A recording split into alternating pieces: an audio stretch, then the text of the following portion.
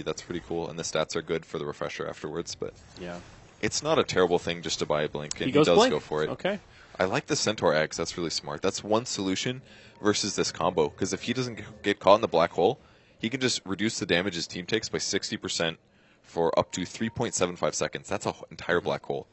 And that That's also amazing. helps against the ultimate from Venno. It's Yeah. a small chunk, 4 seconds out of the 16, but still, that's 25% of the time where you're mitigating a fair bit of damage after the Poison Novas come out. I think this is a little bit of an underrated item on Centaur, honestly. I've asked a lot of folks about it, and it just feels underwhelming, but It's situationally very strong. Yeah. If you're against a very obvious combo from your opponents, as Complexity have, I think it's a really smart pickup. I'm even thinking maybe is it worth it getting Refresher, because the amount of damage that they can block when that Stampede is up is amazing. Yeah, it really is. So both teams hitting some peaks on their power curves now, and this next team fight will most certainly be explosive. All the ultimates available, and it is Fnatic that will take the more aggressive posture here, moving in towards the Tier 3 in the mid lane. Roshan is up. This is Roche number 2. So the winner of this next fight will most likely get to claim the big boy in the pit.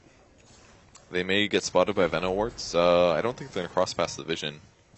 If they put a high ground ward, they're going to see Venno, and he just might die. Oh, and they can also run over cliffs here, so being in the Roche pit is actually not a big loss for Fnatic. This is Dire Vision right here. Maybe Fnatic trying to bait this out. Dire They absolutely see it. They know exactly what's going on. Naga Illusion walks into the pit. This is Dire Vision we're looking at here, folks. They've got great intel on all the movements of Fnatic, and they will retreat straight away. They get Mushi. All right, just harassing Mushi here, but similarly, Complexity do not have much intel once they get to the high ground, and they're not going to chase for that. Yeah, they're just trying to scare him, so no BKB popped, and Fnatic goes to their side of the map. There's the Veil on the Venomancer, so he did go Blink Veil. Swindle very scary at this point. The Veil increased damages is actually so much, though. It's like 25% essentially of the damage that you're losing in the first place. It doesn't quite stack. I think it's a little bit less than 25% when you do the math, but it is a lot of damage. Yep. It certainly is. The buff lasts a long time, too. Like that was the most recent buff to it, right? That it now lasts a lot longer. It lasts 16 seconds out of the 20, and I think if you cast it before BKB, it stays during the BKB. Obviously, in most cases, you don't take that damage, but then your BKB runs out, and the poison continues as well. Yeah, that's exactly it. So Fnatic, they still want to stay aggressive here. They're going to try to push this Tier 2 in the bottom lane. Dire have a glyph, and they are ready to make a hold. Johnny and Mushi. Did they see him? They see him now. They have a gem. Yep. Oh, yeah, it's on the Naga as well. They know the ward. Oh, my God, he can hit it from the low ground. What the heck? What? Well, that's a little wild. He was confused, too. He's like, whoa, I can hit that? That's not normal. But I guess definitely not normal. It was close enough to the left side. Apparently, you can stand right there. And okay. Like, every melee hero has a very short range, so if it happens to be within range, then you can get it. But that was the one rare time when it's close enough to the edge that you can grab it. Yeah. Oh, Mushi, he's picked up an armlet now, but he gets caught. They did everything. They hit him with everything. The Stampede will mitigate some damage. They have any way to interrupt this? They do. Walrus punches there, and Mushi ends up in the grave, down for 60 seconds without a buyback. Complexity march right into the Roche pit after that pick. Yeah, I think he was dead no matter what, I guess. Is he going to BKB almost for sure, but his team was so far gone. He was way out of position. Yeah. And now there's no way they can contest this. Not only with Mushi dead, but also the Stampede down. Oh, they got Ohio as well. Oh, no. The Malefice interrupts it, and this is definitely a dead Centaur.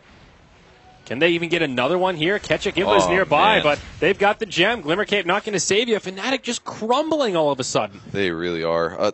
They pick up a Shiva's on the Razor. That could have been an AC. I'm a little unsure about that, but I guess the damage potential of Fnatic is honestly not very good either. So the Shiva's gives them AoE damage. That's another cool thing. They can combo that with the Complexity ult. It'll keep people in the Midnight Pulse.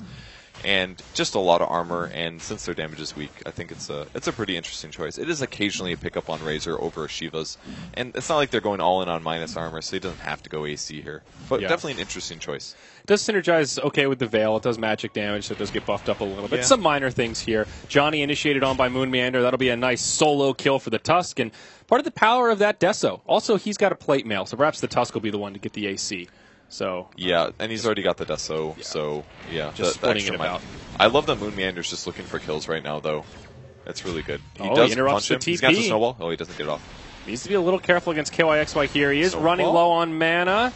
Oh, he could actually just very easily die. He's going to have to wait. He'll blink out afterwards. Oh, he went to the creep. That's smart. Well played. Okay, he interrupts the TP, though, so that's something. Keeps the gyro a little more out of position. Ziz maybe in some trouble here, but pops the BKB. Ohio now uses the Stampede to try and disengage, but Ziz maintains the static link. He's plus so solo. 200 damage. Oh, my gosh. He is not afraid at all, Purge. He's hitting for 350. It's like, I use my BKB, I'm going to get something out of this, I'm going to make you guys run away. And they end up popping the Centaur ulti out of it, so that was an aggressive play, and it worked. Well, now he just goes right into Ancients. He says, hey, thanks for all the damage, boys. Nice Ancient stack you got there. He'll clear up most of it. He'll leave that big Ancient Dragon, but still getting some good intel.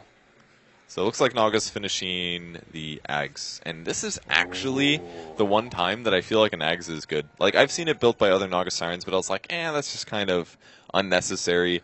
But this game, think how many times they start off the fight with a lot of complexity losing their HP. Or even just where the call down happens at the beginning of the fight. They use Song of the Siren to reset, but the call downs still do damage. It does like this 600. Completely nullifies that. Yeah. You can just regen through all of it. Yeah, I think it's actually a really good pickup here because Fnatic's trying to team fight through this by they're initiating first, they're not letting complexity go first, and this item completely will counteract that. Assuming he uses it at the right time, but Fly is reading these team fights perfectly, consistently. Mm-hmm. And Absolutely. It's so hard to do while you're also playing the game. KYXY now has a Demon Edge, probably an MKB, but I mean, Fnatic's not really in a great spot in this game. They're 14k net worth behind, nearly 14k XP. I could see Rapier. He could be in Rapier territory here, yeah. They're getting close to that all-in type play. They still have all their barracks standing, but there's the smoke on some of Complexity. They're not all here, though, Z-Freak, but he's got a BOT, so he can be there if he needs to. Yep. No creep waves really in a good spot right now. All the creeps are going to die, so Z-Freak's going to be late, and they're looking to initiate. Here we go. Ziz goes in first, but he does get counter-initiated on. Will pop his BKB, now goes straight on to KYXY. He'll BKB as well, but still some damage going the way of Razor. There's the call down. Connects basically just on Ziz, but he's got the BKB on. Stampede's been used, but there's just nothing this gyro can do. He'll be isolated. They also finish off the Crystal Maiden with the Walrus Punch. Now Mushi, he'll BKB a little bit late. Ohio comes in. Big damage onto all of Complexity, but they just can't finish him off. Ziz barely lives on a handful of hit points. Ooh. Johnny will finish him off, but the GG's call before the fight's even over. Fnatic know that there's just nothing they can do here. Fly will ult for good measure. Black Hole as well, Complexity on an absolute rampage right now, going 4-0 their day. They just needed to go 1-1 in both these series to secure the top 4, but they came to impress, and boy, did they.